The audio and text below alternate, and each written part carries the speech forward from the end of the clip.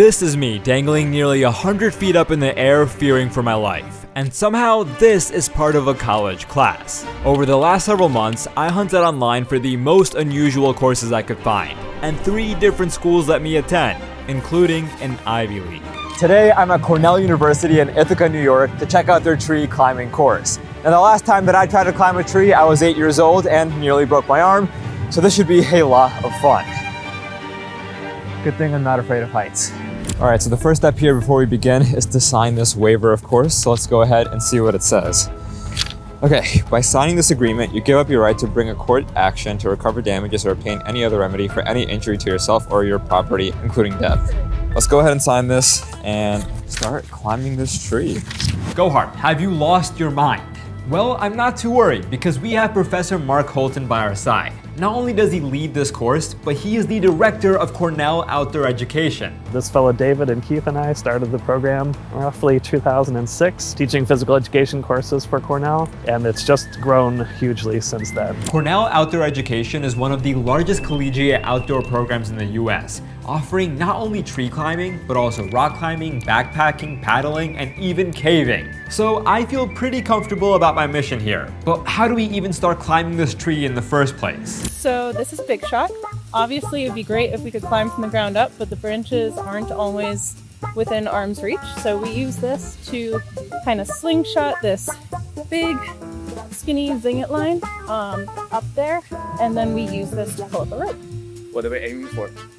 What are we aiming for? What do you think we're aiming for? So maybe that one right there, where there's like the rope already over, I think that one. Think higher. Think even higher. Wait. Yeah, think higher. Wait, up there? Yeah. You can go all the way to the top. Wait, this goes all the way up there. I don't know how the physics work with that. Well, I'm about to find out. Oh my god. Yeah! Oh, that was so close. Nice. Yeah! Oh, it just looks like it caught the... Third try, we got this. Oh, this could be it.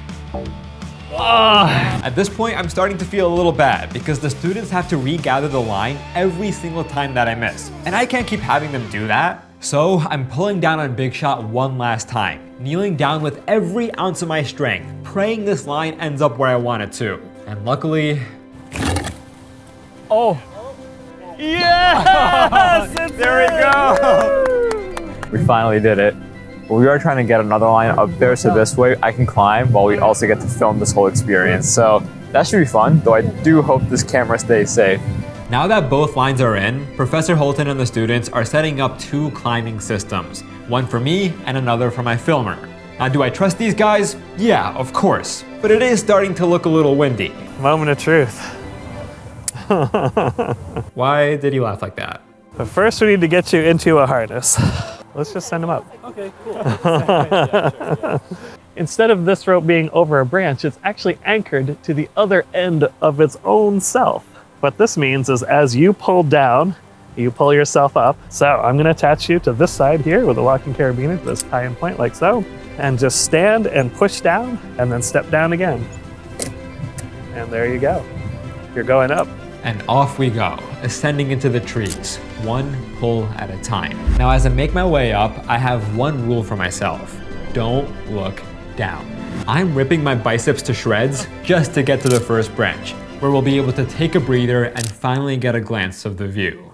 All right, we're up here. We're about, I think, it seems like halfway through roughly, maybe a little more than halfway through.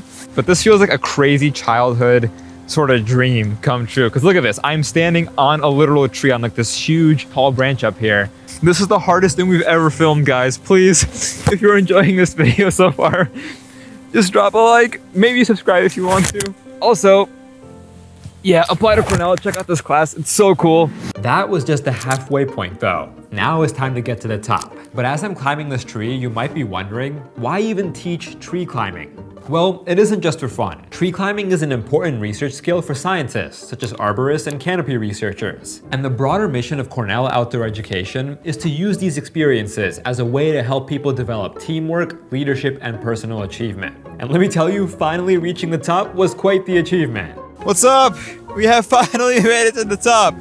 Here I am, dangling about 80 feet up in the air, in this tree, spinning around. Oh man, the view up here is so nice. Standing up there in those trees, I felt a sense of peace. It felt like redemption for the 8-year-old me who tried to climb the tree in our backyard and nearly broke his arm. Now, decades later, I'd finally done it. I could see the world from a whole new perspective. The lake in the horizon, the birds in between the trees, and the students far below. But when I got back down, I had more questions than answers. What's the actual physics keeping me from falling? How does the harness distribute my weight? Why do some trees grow straight up while others twist as they reach for light? Looking for deeper answers, I turned to Claude. We started by breaking down the climbing system.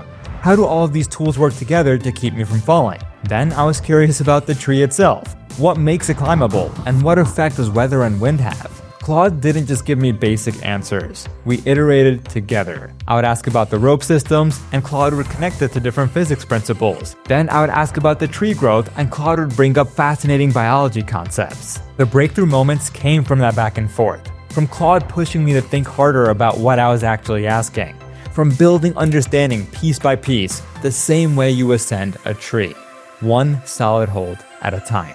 Claude is built for people who don't just stop at an interesting experience, but rather the people who climb down and instantly want to know how it all works. For problems worth solving, get started with Claude using the link in my description. If I was honestly here for longer, I would also want to check out all those other outdoor classes as well.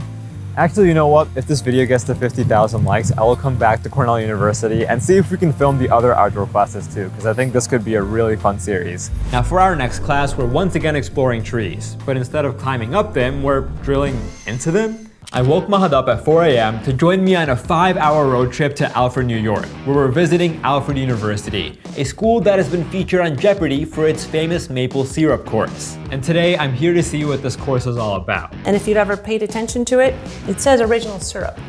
But nowhere on here does it say maple syrup. This is Professor Lori Mihan, and she raises a great point. This stuff that you've been putting on your pancakes all these years is fake. It's a sham. It's nothing more than high fructose corn syrup and caramel color. So let's see how this fake stuff compares to the real stuff. This is, I don't know, maybe $2.50. This one is going to be $12. That's the fake. So you taste what you probably have always tasted. Yep. Is normal maple syrup. Normal maple syrup. What you think is normal maple syrup. Okay, yeah, this is what I've been having my entire life. Right. Yeah. Right? Okay. So you're used to that kind of consistency and that flavor. All right, now let's try the real stuff. Real maple syrup for the first time. Let's check it out. All right, let's go ahead and give it a taste test. Wow. Guys, no, the difference is there. Like, this is much, much better, honestly. And it seems like Mahad definitely agrees. That's that good syrup.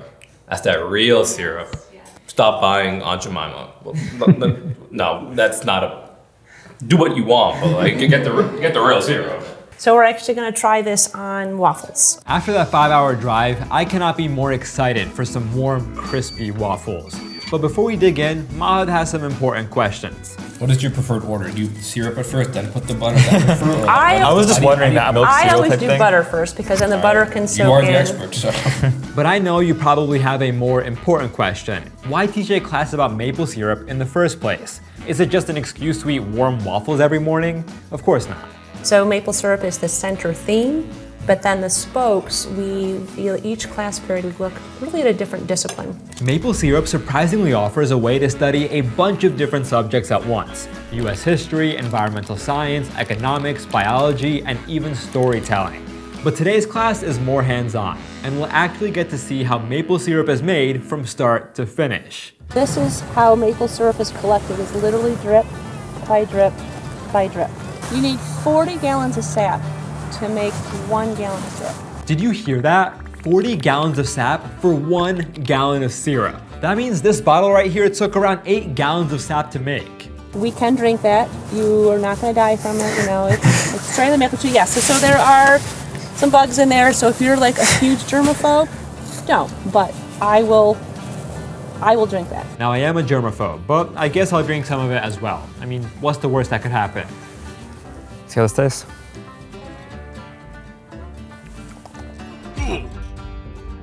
So now we're headed into the sugar shack, where students actually boil the sap into syrup. The walls are filled with tools and equipment, which Lori is kind enough to explain. But the most important tools are these taps, which will drill into the trees to extract the sap.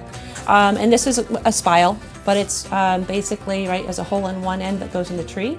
There's a hole on the other that lets the sap come out. You ready to tap some trees? I am ready to tap these trees, but first we need to find the perfect one. That's pretty smooth. That one's pretty shaggy.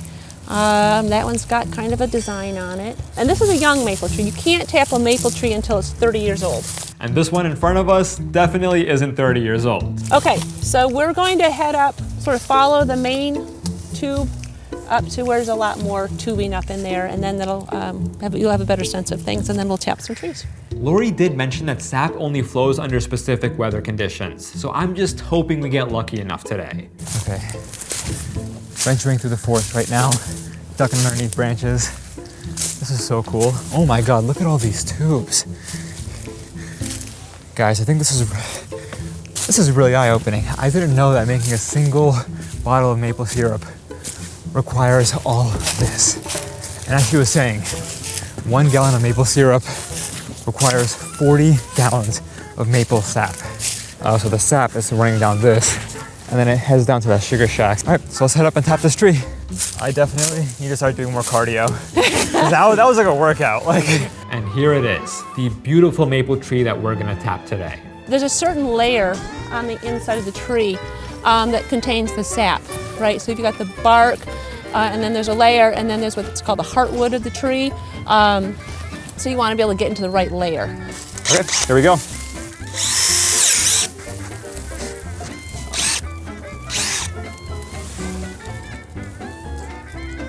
I don't think we got anything.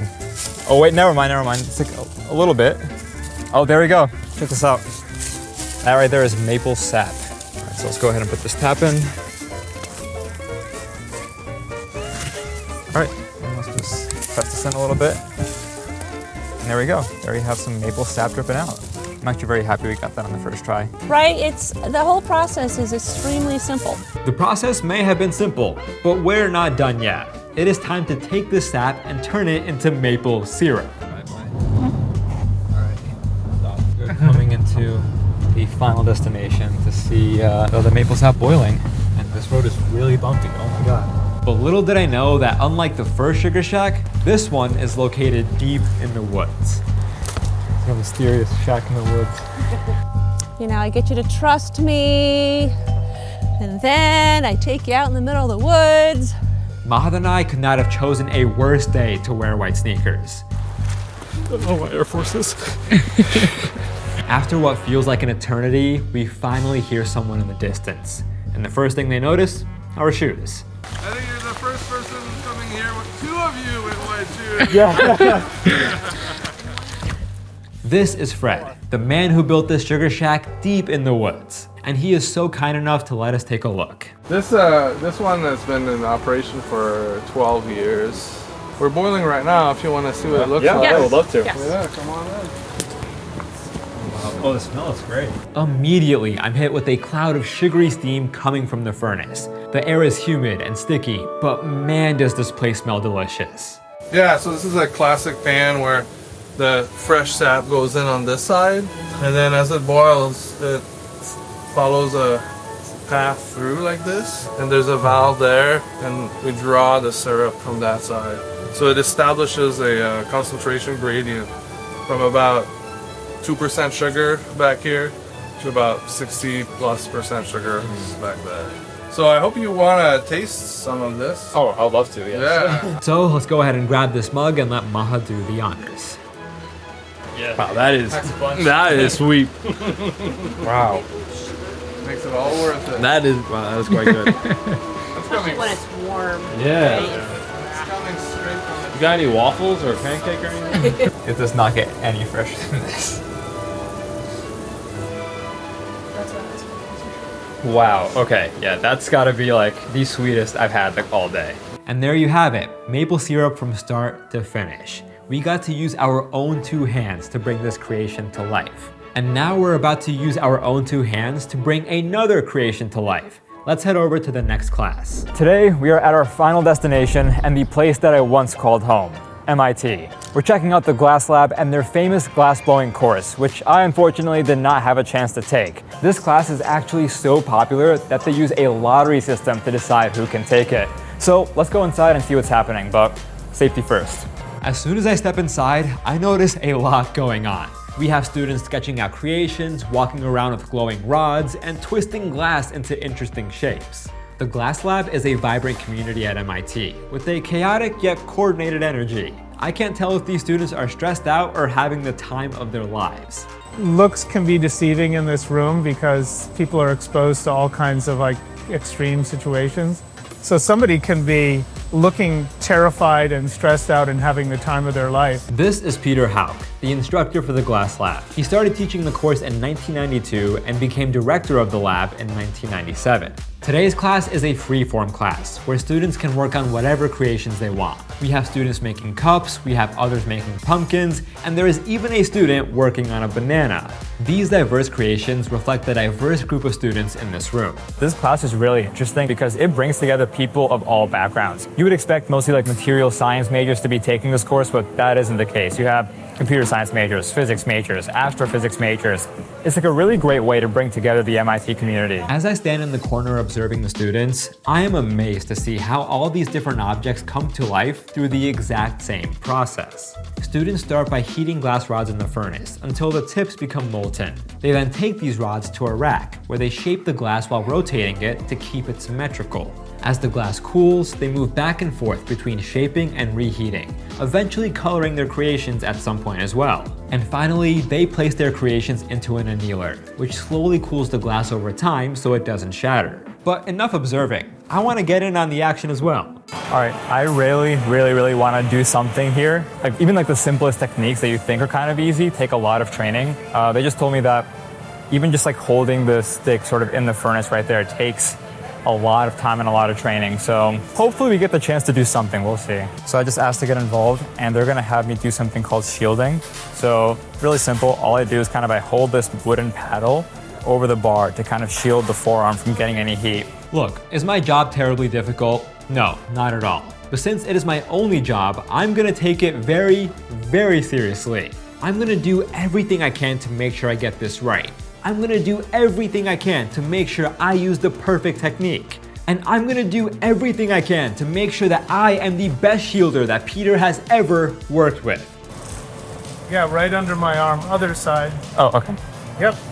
I tried my best, okay? From Alfred to Cornell to MIT, I explored campuses with some of the most unusual classes I could find. Classes that make you question their purpose. But time and time again, I found not only a deeper academic reason, but a deeper personal reason that made each class so meaningful. Maple syrup isn't just about what you eat for breakfast. It's about how biology, economics, and even history intertwine to tell the story of a landscape. Climbing trees may seem like a childhood fantasy, but it's a skill that forms the foundation of studying entire ecosystems from a perspective few people ever see. And glassblowing, well, glassblowing is more fun than anything, but it offers a foray into material science and a break from one of the most rigorous institutions in the world. 3 unusual classes down, many more to go. Let me know where we should head next in the comments.